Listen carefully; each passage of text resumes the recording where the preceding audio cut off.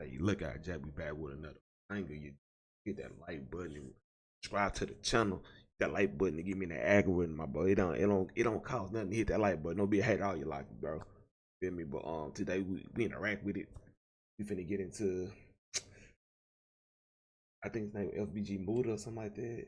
Some shit like that.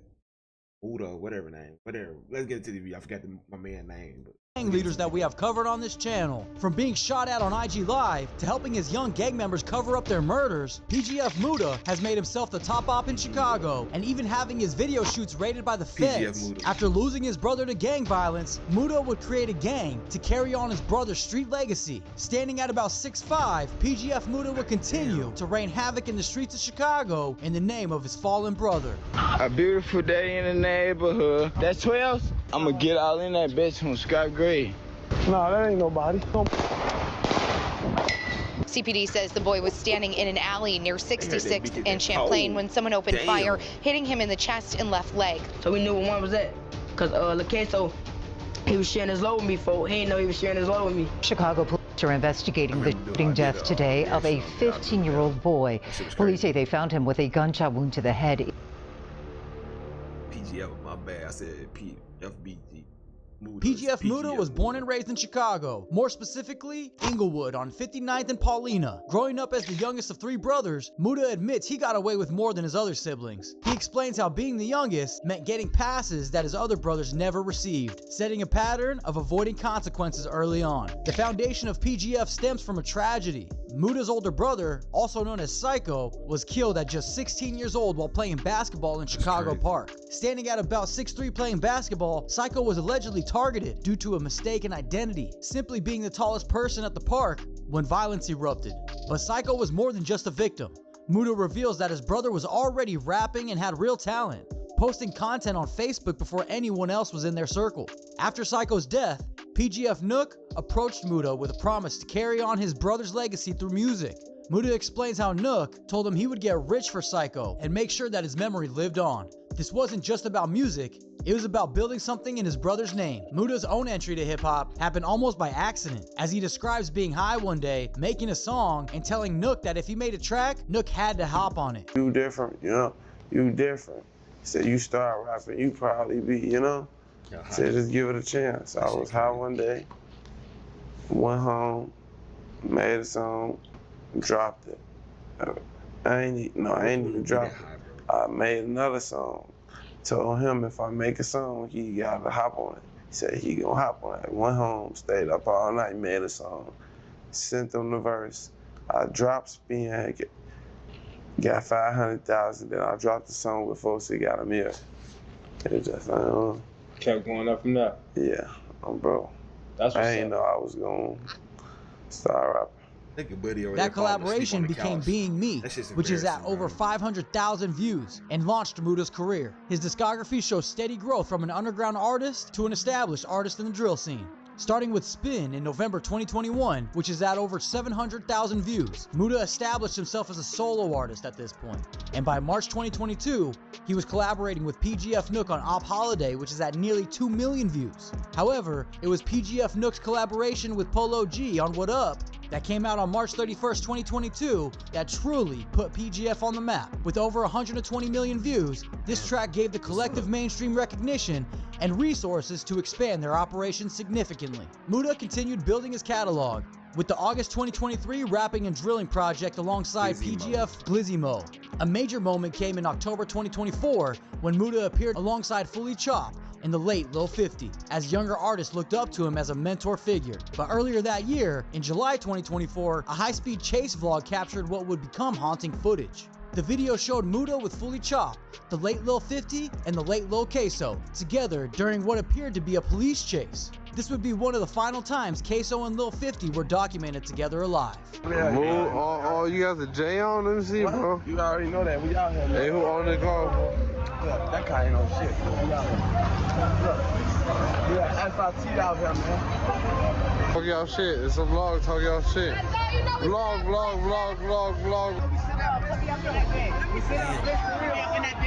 Hey, it's a vlog. You niggas talk your shit. 15. Big ass switching on the The violence that followed was devastating. On October 23rd, 2024, Lil 50 was shot and killed in an alleyway after trying to retrieve a stolen gun from Lil Tay. The 15-year-old was met with gunfire instead of getting his weapon back. Units over here now. You can hear police dispatch audio right there revealing officers were met with a large crowd when they arrived on scene last night. According to police, the shooting happened just before 8:30 in the city's Woodlawn neighborhood. CPD says the boy was standing in an alley near 66th and Champlain when someone opened fire, hitting him in the chest and left leg. And then just weeks later after that, in December 2024, Queso was found shot in the head while playing video games in his own home. Chicago police are investigating the shooting death today of a 15-year-old boy. Police say they found him with a gunshot wound to the head inside a home just before noon today. The home is on South Parnell and West Marquette in the Inglewood neighborhood. So far, no arrests have been made. The 15-year-old's death shocked even those familiar with drill music's violent reality. Someone had violated the safety of his own house when it was alleged that he was backdoored by the people closest to him. Following Fully Chop's No Jumper interview, where he allegedly admitted to having Queso's location, this is where Muda's involvement becomes concerning. Muda can be seen telling Fully Chop to stay quiet about details surrounding these deaths. After that Queso kid, that when, like, 2 days after that, that's when we took these goofy straights. They was our homie at first. They got some goofies though. They was our homies. We knew where they parked they straight at. We took that bitch. We went to their shit like. You took what? A straight? Straight. It's a car. Yeah, they got one of their cars, from them cars. They had two straights. So we knew where one was at.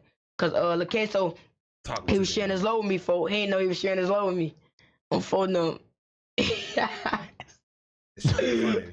just, I don't want to talk about that shit. That shit good. But just we took some goofy straights. So. Throughout his rise, Muda was faced with his own dangerous moments. A PGF video shoot was raided by the feds, resulting in a recovery of 17 firearms, including automatic weapons. The raid highlighted the constant law enforcement attention surrounding the collective.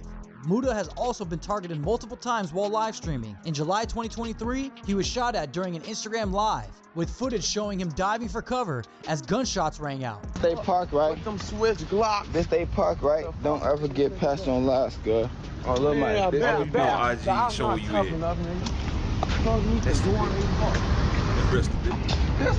A beautiful day in the neighborhood. You had a gun and you took off? That's 12? I'ma get all in that bitch from scrap grade. I'm on that. Fuck is wrong with you? Nah, that ain't nobody. I was on. What are you at? What are you at? What are you at? What are you bitch ass at? Check it out, blow. What are you at? Where you going? Where's you going? Go ahead. Even minor incidents follow Muda around. In July 2024, he was caught on security cameras allegedly stealing chips in an Arizona tea, demonstrating how street activities continue even as his music career develops. Muda's perspective on the drill scene shows his awareness of Chicago's unique position. In this interview, he discusses differences between Chicago. You got money for the weed and blow, but you got money for what's real iced tea? Oh, come on, bro. And other cities, noting how quickly people can get released on gun charges in Chicago compared to places like New York. In my interview, somebody interviewed with Nook. He basically spoke on New York drill, and it kind of caused an uproar type shit, because he was saying like he think they be like cap with this shit. Like, how you feel about it? I feel like, folk, they not cap, folk. They just live just like we live, man. Everybody do it, like Jersey, St. Louis, everybody have a gun. Like, it is a difference. It's different. I think that's what people hold gun. Yeah. You get caught with a gun, I'm not gonna see you till I'm a boy 45. If it's your first gun case, you probably lucky. Your second gun case, I ain't gonna see you, and so boy, you gone. You'll see a nigga next week in Chicago. In Chicago, you see a nigga next week. Next day sometimes. Next day, yeah. If it's your first case on my brother, next day. Recent developments continue to test PGF's unity. With PGF Nook currently incarcerated and multiple members facing legal issues, Muda finds himself in an increasingly difficult position as both a leader and a target. The tragic deaths of Lil 50 and Queso combined with ongoing investigations and arrests have created a dangerous environment where former friends become potential witnesses or threats. The high-speed chase vlog that once showed friendship now serves as evidence as how quickly relationships can turn deadly in Chicago's drill scene. As federal attention increases, the streets' conflicts continue. Muda represents both the potential and the peril facing young artists from violent environments. His story shows how talent and ambition can create opportunities, while that same environment that inspires the music threatens to destroy those who make it. Whether Muda can successfully navigate these challenges while honoring his brother's memory remains to be seen. With ongoing investigations, internal conflicts, and the constant threat of violence, his survival depends on making increasingly difficult choices between loyalty, safety, and success. Man, make sure you get in the get in the comments so you can watch it all the way through if you get to like and subscribe to the channel. But he need to change his life because he ain't gonna make it. He always highlight that he ain't gonna make it.